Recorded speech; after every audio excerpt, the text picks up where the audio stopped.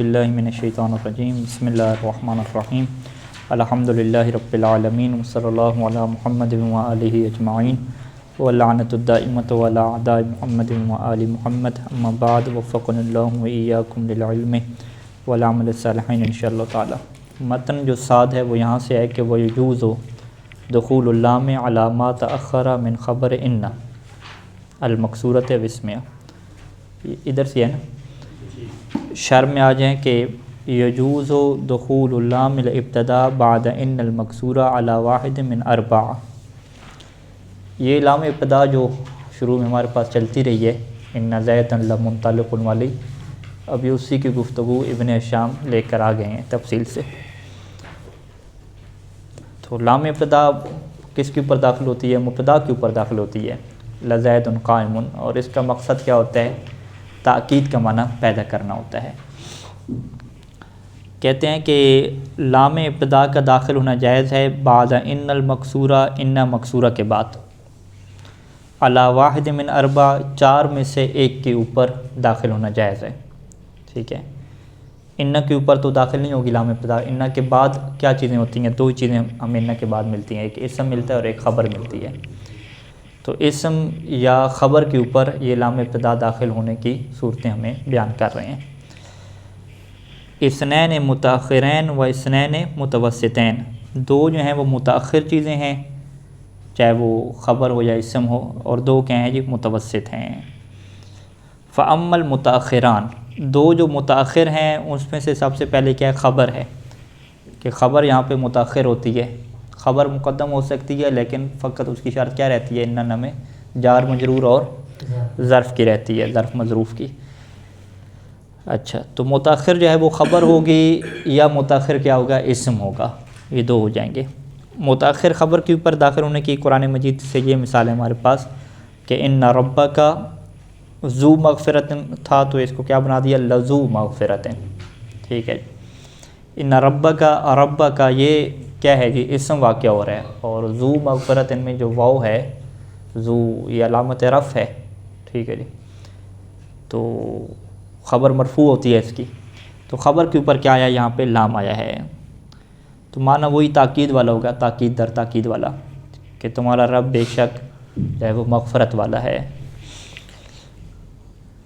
والاسم یعنی فالخبر والاسم، متاخر کی دوسری صورت کیا ہے؟ اسم ہے، کہ اسم کیا ہوتا ہے؟ متاخر ہوتا ہے۔ اسم جب متاخر کی آپ بات کرتے ہیں وہ بھی ان میں، تو یہ بات پھر طے ہو جاتی ہے کہ جو خبر ہوگی وہ جار مجرور یا ظرف والی ہوگی۔ ان فی ذالک، فی ذالک یہ جار مجرور آ گیا، فی ذالک مقدم ہو گیا، تو یہ ہم خبر مقدم کہتے ہیں کہ لعبرتن، عبرتن جو ہے یہ اس میں مؤخر ہے اور اس کے اوپر لام ابتداء داخل ہو گئی ہے۔ تو یہ متاخر کی کیا دو صورتیں ہیں۔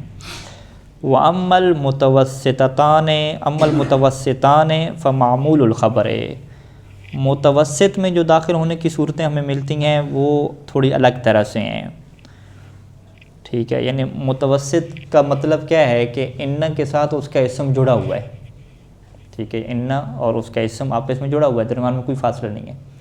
تو اب اسم کے اوپر جب آپ لام ابتداء لگانے جا رہے ہیں تو ان خود بھی ابتداء ہے اور لام ابتداء پھر اس کے ساتھ لگ رہی ہے، تو یعنی ایک ہی اسم کے اوپر ان بھی لگ گیا اور اسی اسم کے اوپر کیا لگی؟ لام ابتداء بھی لگ گئی۔ تو دو تاکیدیں وہ بھی حرف کی شکل میں ایک ہی اسم کے اوپر اکٹھی ہو جائیں، تو یہ عربی زبان میں ایسا نہیں ہوتا۔ لہٰذا اگر ہم یہ کہہ رہے ہیں کہ اسم کے اوپر لام ابتداء داخل ہو رہی ہے تو کوئی نہ کوئی ایسا چکر ہوگا کہ جس میں ان اور اس کے اسم کے درمیان فاصلہ لے کر آیا جائے گا، اور وہ فاصلہ بھی ایسا ہوگا کہ ہم اسے یہ نہیں کہہ سکتے کہ وہ فاصلہ جو ہے وہ خبر والا ہے، کہ خبر درمیان میں آ گئی، خبر تو بعد میں جا رہی ہے، ٹھیک ہے۔ اب وہ دیکھیے گا کیا صورتحال بیان کرتے ہیں۔ مثال کے طور پہ انہوں نے کیا کہا کہ فَمَعْمُولُ الْخَبَرِ، کہ آپ جو ہے وہ جو خبر کا معمول ہے اس کے اوپر کیا ہے آپ داخل کریں، تو یہ متوسط کی مثال بنے گی۔ متوسط میں اسم نہیں آئے گا، خبر کا معمول آئے گا۔ وہ کیسے جی؟ ان زیدن، ان زیدن، ان کے ساتھ کیا لگا؟ اس کا اسم زیدن لگا، ٹھیک ہے۔ تو زیدن کے اوپر کوئی چیز لگی ہے یا نہیں لگی؟ لام نہیں لگی، ٹھیک ہے۔ اور زیدن کو ہم کیا کہتے ہیں؟ اسم متوسط ہے نا، ان اور اس کی خبر کی طرح متوسط آ گیا، کہتے ہیں یہ متوسط سے ہماری مراد نہیں ہے، ٹھیک ہے۔ انہوں نے جب متوسط کہا تو ہمارے ذہن میں کیا آیا، اسم کے اوپر داخل کرنے کی بات کر رہے ہوں گے نا، لیکن ابن شام نے کہا نہیں جی اسم کے اوپر داخل ہی نہیں کر رہے، بلکہ یہ متوسط کس کو کہہ رہے ہیں، خبر کے معمول کو کہہ رہے ہیں کہ خبر کا معمول یہ سینٹر میں آ گیا۔ کس کے سینٹر میں آ گیا ہے؟ وہ بھی اسم اور خبر کے سینٹر میں آ گیا، یعنی یہاں پہ جو متوسط ہے اس کا اور معنی بن گیا۔ ان زیدن لطعمک آکل، آکل اس میں فاعل ہے، اور اس میں فاعل کے اندر کیا ہوتا ہے، اس کی ضمیر فاعل واقع ہوتی ہے، اگر وہ متعدی ہے تو پھر اس کا مفعول بھی ہوتا ہے۔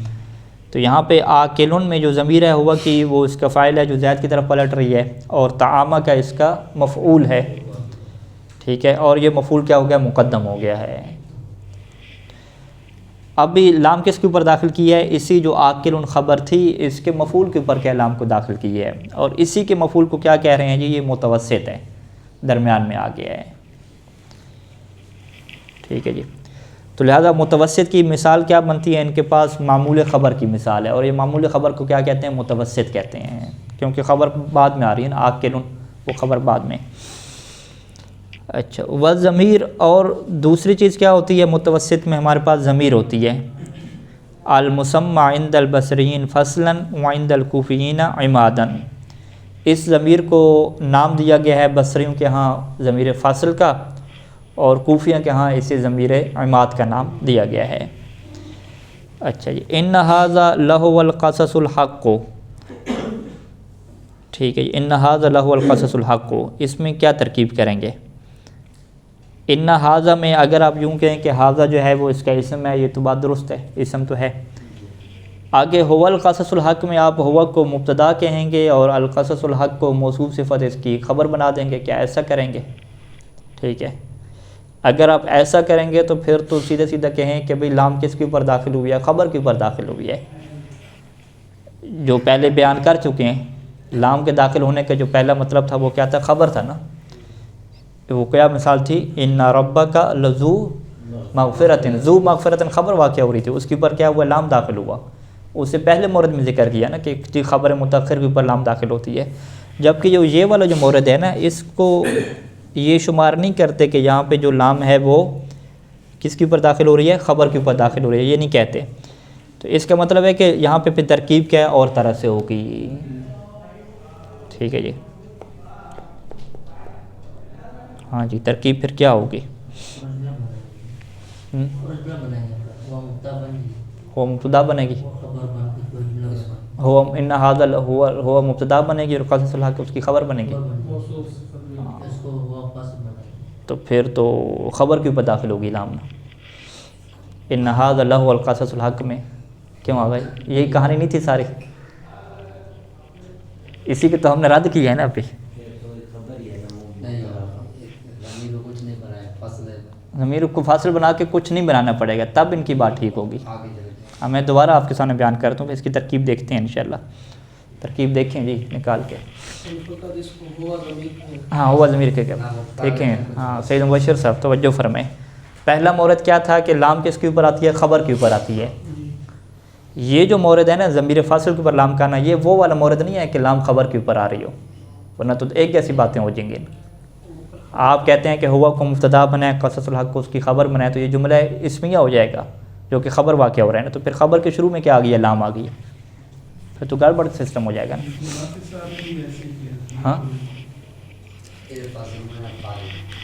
انہوں نے کیا کیا کرواسی صاحب، خبر نہیں کہا، قصص کو خبر کا ہے، ٹھیک ہے، القصص کو کیسے خبر کا ہے، الحق کو کیا کہا ہے، پھر موصوف صفت کا ہوگا نا، موصوف صفت خبر بس، یعنی اصل میں آیت یوں ہے، ھذا القصص الحق کو، ھذا مبتدا القصص الحق کو اس کی خبر، ہوا درمیان میں کیا چیز آئی ہے، کہتے یہ متوسط ہے،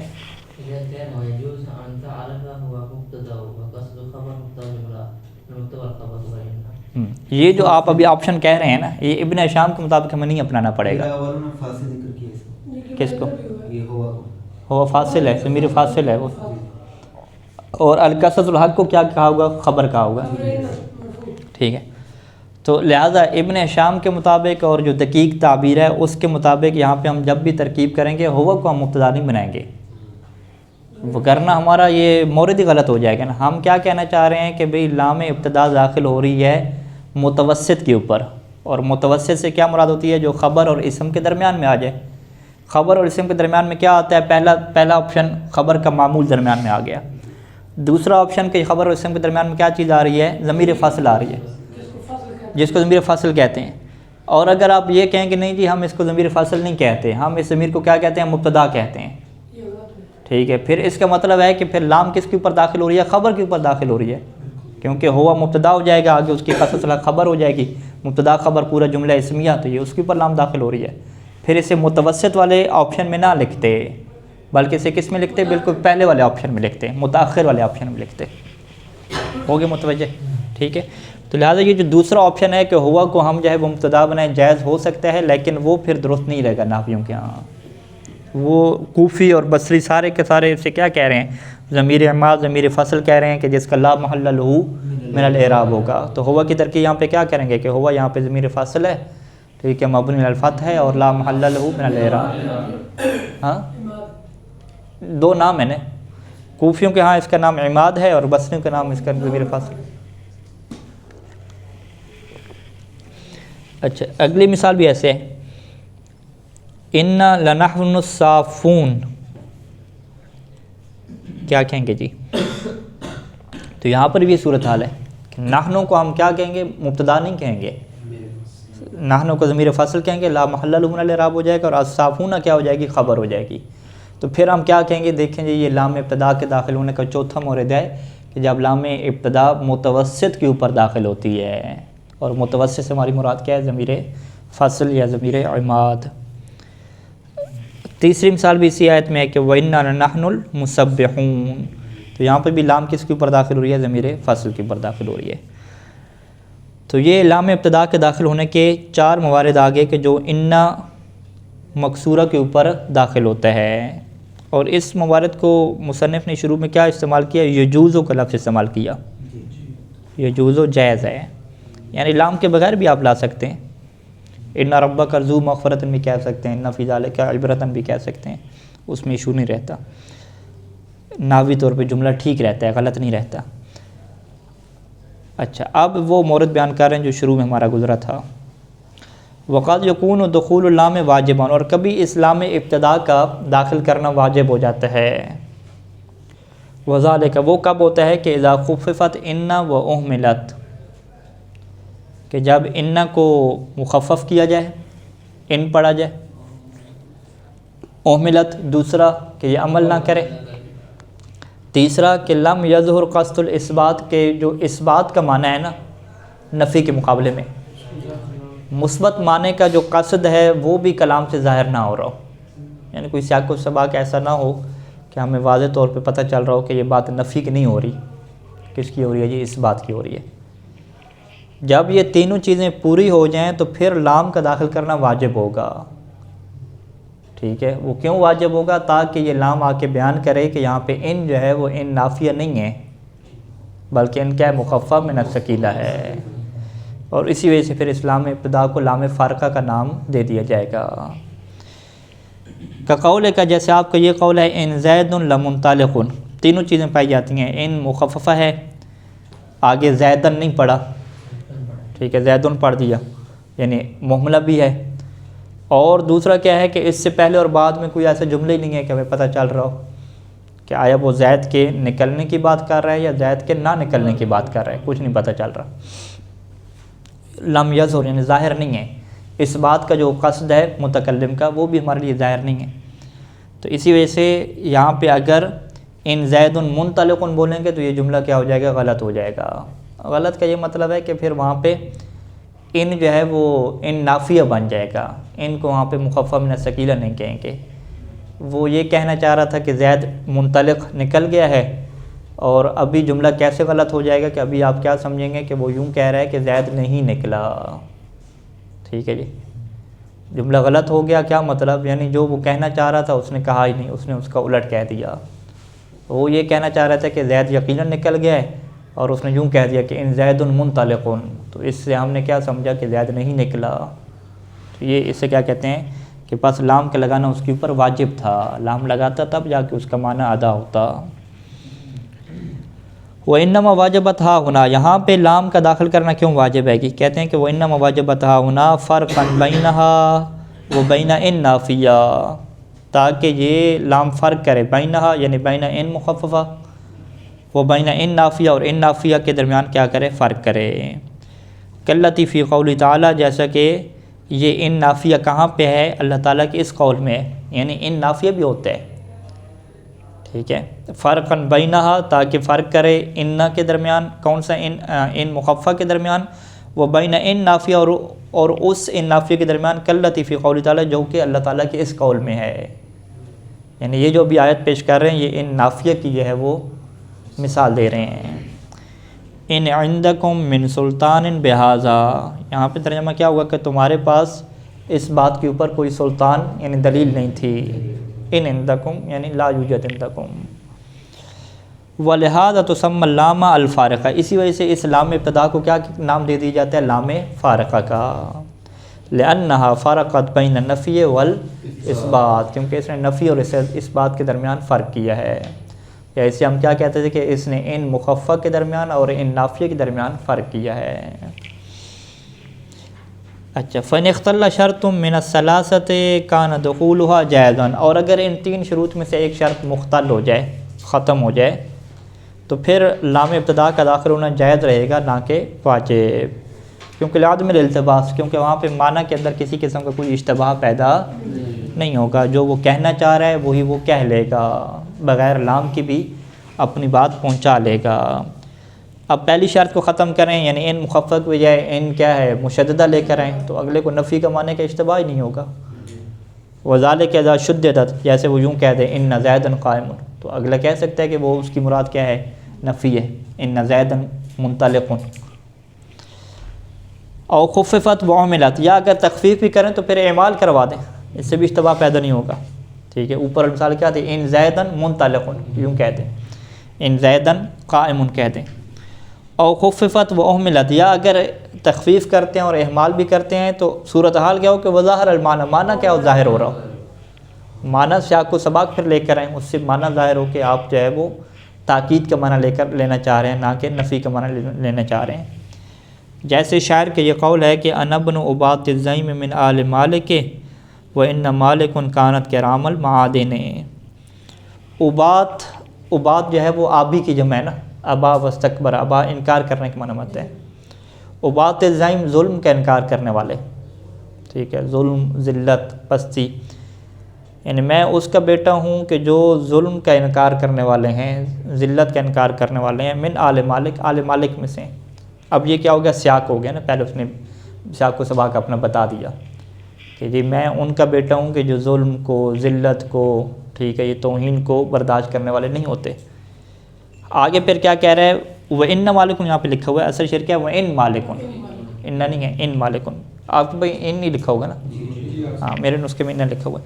وَإِن مَالِكٌ كَانَتْ كِرَامَ الْمَعَادِنِ، ان مالکن، کہ جو مالک تھا نا، آل مالک کی بات کی نا، مالک کون تھا؟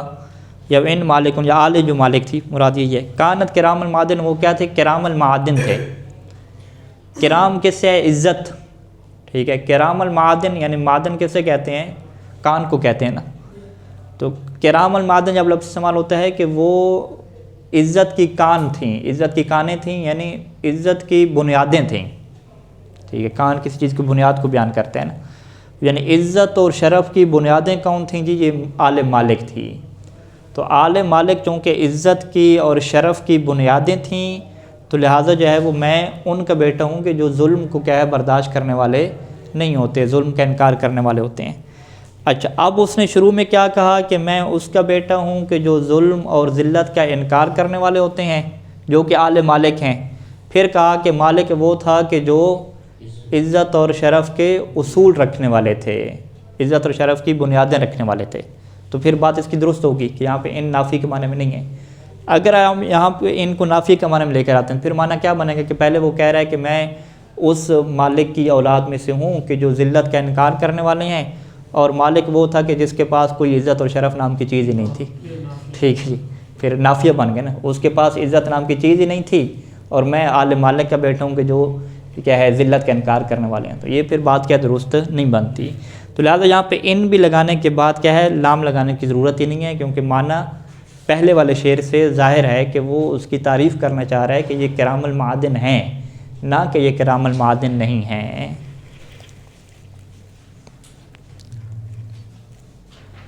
اچھا جی, آگے لا نافی جنس کی آدھی بحث پڑھ لیتے ہیں, پھر اس کی تفصیل بعد میں. یجری مجرا انا, شر کے اوپر آ جائیں سیدھا, کہ انا کے قائم مقام جاری ہوتا ہے کس بات میں؟ فی نصب الاسم و رفع الخبر لا, اسم کو نصب دینے میں اور خبر کو رفع دینے میں لا نافیہ جو ہے. لیکن 3 شروط اس کی رہتی ہیں.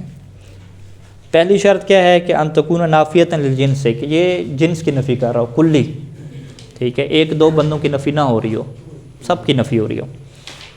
جنس نحو میں کلی معنی میں آتا ہے, ان کلی کی نفی ہو رہی ہے. اور کلی کی نفی کیسے ہوتی ہے؟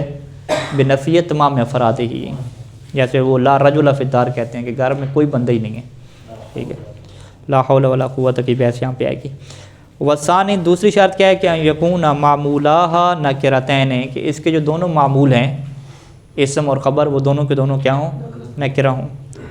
تیسری شرط کیا ہے کہ یکون الاسم مقدما والخبر مؤخرا, ترتیب سیدھی رہے کہ اسم پہلے آئے اور خبر بعد میں آئے. اچھا, پھر ان خرم الشرط الاول, اگر پہلی شرط موجود نہ ہو, یعنی نافی کے بجائے یہ ناہی بن جائے, پھر پہلی شرط کیسے ختم ہوگی؟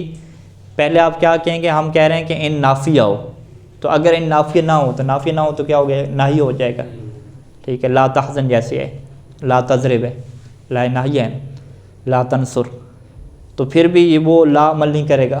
اور دوسرا کیا ہے کہ نفی بنا لیں لیکن نفی جنس کی نہ ہو, تو لہٰذا پہلی جو شرط ختم ہونا ہے وہ 2 چیزوں سے ختم ہوگی, یا تو نفی کا انکار کر دیں یا نفی کو مانیں لیکن جنس کی نفی کا کیا ہے؟ انکار کر دیں. تو یہ دونوں کو بیان کریں گے. یعنی بیان کانت ناہیتاً, پہلی شرط کیسے ختم ہو؟ ایک صورت تو یہ ہے کہ وہ ناہیہ بن جائے, تو اختصت بالفعل, تو اس صورت میں تو یہ فعل کے ساتھ خاص ہوگی. وہ جزمت ہو, اور فعل کو کیا دے گی؟ جزم دے گی, جیسے لا تحزن ان اللہ معنا. او زائدتاً, یا یہ نافیہ کیا ہو جائے؟ زائدہ ہو, ٹھیک ہے. یعنی نفی کو ختم کرنے کے 2 طریقے ہیں, یا تو ناہیہ بنا لیں یا زائدہ بنا لیں. زائدہ بھی کیا ہوتی ہے؟ عمل نفی نہیں کرتی نا, ٹھیک ہے. زائدہ کا کیا ہوتا ہے؟ نفی کا معنی ہی موجود نہیں ہوتا. تو لم تعمل شیئا, تو اس صورت میں کوئی عمل نہیں کرے گی. اچھا, یہ زائدہ کی مثال قرآن مجید سے, ما منعک اللہ تسجد اذ امرتک, یہاں پہ شاید مثال کیا ہے؟ لا تسجد. تو کہتے ہیں جی یہ جو لام ہے وہ زائدہ ہے, زائدہ یعنی یہاں پہ نفی والا معنی نہیں آئے گا. آیت کا ترجمہ کیا ہوگا؟ ما منعک, تجھے کس چیز نے حکم دیا, کس چیز نے حکم دیا نہیں منع کیا. ما منعک, تمہیں کس چیز نے روکا, کس بات سے؟ ان جو ہے وہ مصدر کی تعویل میں کرے گا نا, اس کا فاعل بنے گا کہ تمہیں کس چیز نے منع کیا کہ تم سجدہ کرو, اذ امرتک, جب میں نے تمہیں حکم دیا. سجدہ کرو یعنی اس کو مصدر کی تعویل میں لے جائیں, سجدہ کرنا, یعنی تمہیں سجدہ کرنے سے کس چیز نے منع کیا, ٹھیک ہے. تو سجدہ کرنے سے جب آپ معنی کریں گے تو آیت کا معنی ٹھیک بنے گا کہ ما منعک ان لا تسجد, یعنی ما منعک بالسجدۃ من السجدۃ, کہ تمہیں سجدہ کرنے سے کس نے منع کیا. اور اگر یہاں پہ آپ لا کو نفی کے معنی میں لیں گے تو معنی درست نہیں رہے گا نا, کہ تمہیں کس چیز نے سجدہ نہ کرنے سے منع کیا, ٹھیک ہے. وہ تو سجدہ کرنے سے کوئی چیز منع اس کو کر رہی تھی نا, اس کا تکبر اور غرور, ٹھیک ہے جی. اچھا, تو یہ 2 چیزیں ہوں گی کہ جس میں اس کی نفی کیا ہو جاتی ہے؟ ختم ہو جاتی ہے. اور نافیتاً, یا دوسری صورت کیا ہے کہ یہ نافی ہو لیکن نافی کس کے لیے ہو؟ للوحدۃ, ایک کی نفی کرے نہ کہ جنس کی نفی کرے. تو پھر وہاں پہ کیا ہے؟ عاملت عمل لیسا, وہ لیسا والا عمل کرے گی نہ کہ یہ انا والا عمل کرے گی. لیسا والا عمل کون سا ہے؟ لیسا کس میں سے؟ ہمارے ناقصہ میں سے ہے نا, ٹھیک ہے. جیسے لا رجل فی الدار بل رجلان, یہاں پہ لا رجلن یا لا رجلا جو ہے وہ آپ یہاں پہ نہیں کہہ سکتے, ٹھیک ہے جی. لا رجل کہیں گے کیونکہ یہاں پہ جو نفی ہے وہ ایک بندے کی ہو رہی ہے. لا رجل فی الدار, اس نے کیا گھر میں رجل نہیں ہے, تو ہم نے کیا سمجھا بھائی گھر میں کوئی مرد ہی نہیں ہے. اس نے کہا گھر میں جو ہے میں کہہ رہا ہوں کہ مرد نہیں ہے بلکہ کتنے ہیں 2-3 مرد ہیں، ٹھیک ہے جی، یوں کہا اس نے. نفی جو ہے وہ ایک کی ہے، لیکن 2-3 کو کیا ثابت کر دیا. تو وہ اس کے پھر کہنے کی ترجمہ کیا ہوگا کہ گھر میں ایک مرد نہیں ہے بلکہ 2-3 مرد ہیں، یوں وہ کہنا چاہ رہے. اچھا، وَإِنْ انْخَرَمَ أَحَدُ الشَّرْطَيْنِ الْأَخِيرَيْنِ، اور اگر آخری 2 شرطیں ختم ہو جائیں تو پھر بھی یہ کیا عمل نہیں کرے گی. وہ واجب و تکرار ہوگا، اور اس کا تکرار واجب ہو جائے گا. اس کی مثال کیا ہے کہ وَمِثَالُ الْأَوَّلِ، پہلے کی مثال. پہلے میں کیا تھا، دونوں معمول نکرہ ہونا. لا زید فی الدار، یہاں پہ کیا ہے جی زید آ گیا نا، نکرہ نہیں رہا، ٹھیک ہے. لا زید فی الدار ولا عمر، تو یہ لام کا تکرار ہو جائے گا اور یہ کچھ عمل نہیں کرے گی. زید مبتدا واقع ہو جائے گا، فی الدار اس کی کیا ہو جائے گی، خبر واقع ہو جائے گی. مثال ثانی کیا ہے، مثال ثانی سے کیا مراد تھی، مقدم ہوا. لا فیہا غول، فیہا کیا ہے، خبر مقدم ہوگی نا، یہ مقدم نہیں ہونا چاہیے تھا. تو یہاں پر بھی کیا عمل نہیں کرے گا. لا فیہا غول ولا هم عنہا ینزفون، اس میں غول نہیں ہوں گے، یعنی وہ جنت کی بات ہو رہی ہے نا. غول کیا ہے، وہ گم جانا نا، ہاں، یعنی وہ جو جنت کی شراب پئیں گے نا جب، تو ان کو چکر نہیں آئیں گے، ٹھیک ہے. ہاں اچھا. وَإِذَا اسْتَوْفَتِ الشُّرُوطُ، وَإِذَا اسْتَوْفَتِ الشُّرُوطَ، یوں کہتے ہیں یا اسْتَوْفَتِ الشُّرُوطُ کہتے ہیں کہ جب ساروں کی ساری شروط پائی جائیں تو فَلَا يَخْلُو اسْمُهَا، تو پھر اس کا اسم خالی نہیں ہے. یہ پھر ایک کیا الگ بحث شروع ہو رہی ہے. صلی اللہ علی محمد وآلہ اجمعین.